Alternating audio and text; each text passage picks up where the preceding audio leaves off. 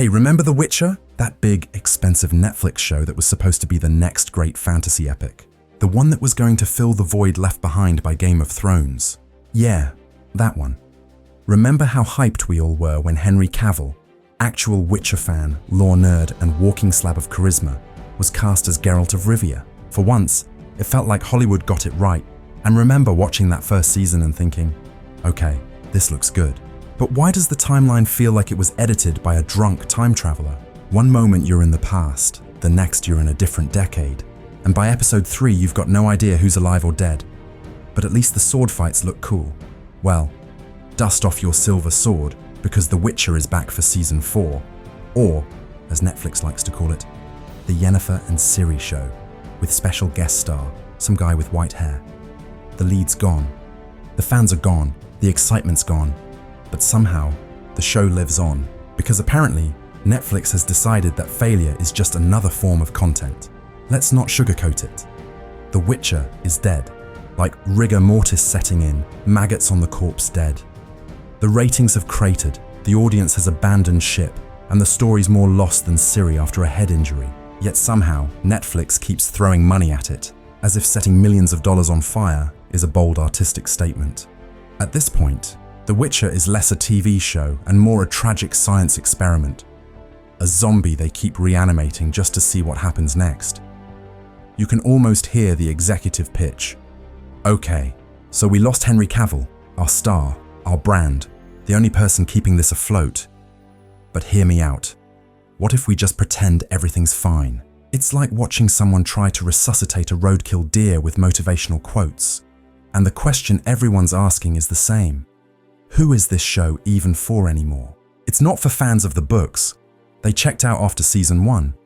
It's not for gamers. They can't even recognize this world anymore.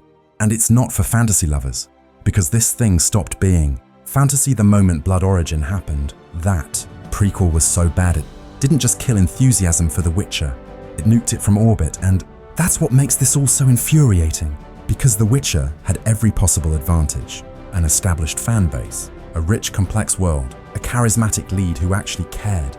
It could have been the show, the next Game of Thrones, but darker, smarter, and more brutal. Instead, we got a confused, tone-deaf mess that mistook moral lectures for world building.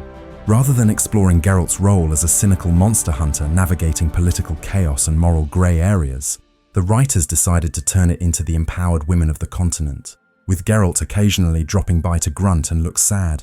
Now, don't get me wrong, Yennefer and Ciri are great characters in the books, but on Netflix, they feel like caricatures.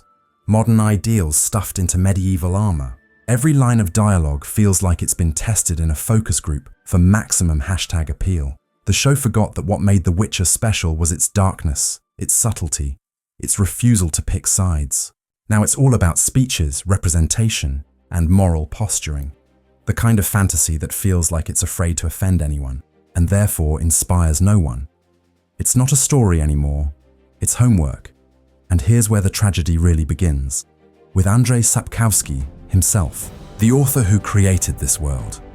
Brilliant writer? Absolutely. Business genius? Not so much. He famously sold the rights to CD Projekt Red for peanuts and turned down profit sharing that would have made him rich. Then came Netflix, and somehow he did it again. He had almost no creative control over the show. He visited the set a few times, offered advice, and was completely ignored. The writers, according to one of their own, openly mocked his books, calling them outdated, problematic, and in need of modernizing. Imagine that. You create one of the most successful fantasy worlds in modern history, and a bunch of LA activists tell you it's not inclusive enough. That's the real disease. In modern adaptations, they're not written by people who love the source material. They're written by people who want to fix it. The Witcher's gritty, morally complex tone was replaced with a sanitized, corporate-friendly fantasy world where everyone smiles through trauma and lectures about destiny between CGI battles. Sapkowski gave them a saga about monsters, humanity, and survival. And they turned it into a marketing campaign, and through it all stood Henry Cavill, the last man fighting for this franchise's soul. This guy wasn't just playing Geralt, he was Geralt. He studied the books, played the games, respected the law, and constantly pushed for authenticity. He corrected the writers when they got details wrong. He fought to keep Geralt true to the source material. He actually cared, which, in modern Hollywood, is basically heresy. And how did Netflix reward that? By branding him difficult. They called him a toxic gamer bro because he wouldn't roll over and accept their rewritten nonsense. You have to admire the irony. The only person on set who knew what he was doing was treated like the problem. By season 3, Cavill had had enough. And honestly, can you blame him? You can only fight so long when everyone else in the room is determined to burn the law to the ground. His exit was the death knell of the series. The moment fans collectively said, "We're done." And now, Netflix expects us to pretend nothing happened because Liam Hemsworth will bring his own energy to the role.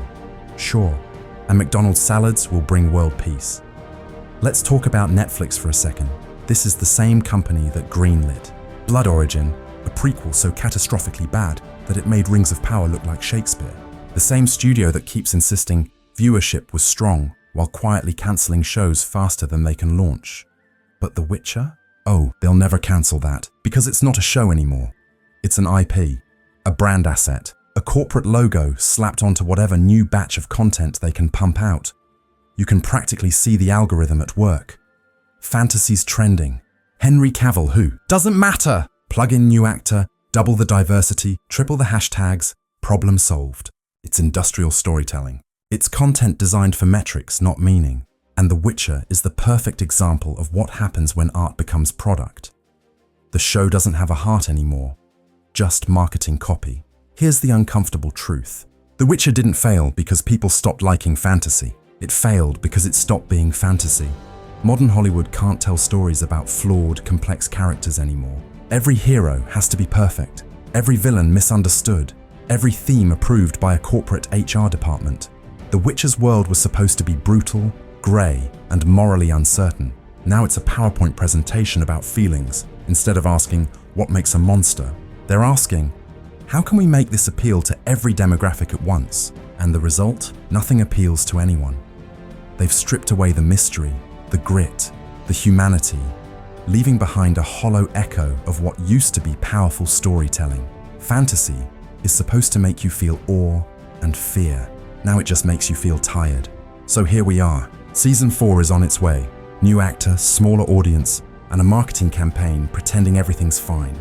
They'll show moody trailers with slow music, cinematic shots of swords and fire, and a dramatic tagline like, "Destiny never dies." But deep down, everyone knows the truth. This isn't destiny. It's denial. The Witcher should have ended with dignity. A quiet farewell to what could have been one of the greatest fantasy sagas ever made. Instead, it's being kept alive by corporate necromancy, a zombie franchise staggering forward, drooling buzzwords and nostalgia bait, while Netflix keeps whispering, "It's fine, just one more season. It's not fine." And the longer they drag it out, the worse it gets. And that's the real tragedy. The Witcher had the world, the lore, the cast, everything it needed to be great, but it fell victim to the same disease infecting half of modern Hollywood. Ego over passion, politics over storytelling. So yeah, season 4 is coming. But the question isn't who's watching, it's why would you? Anyway, that's all I've got for today.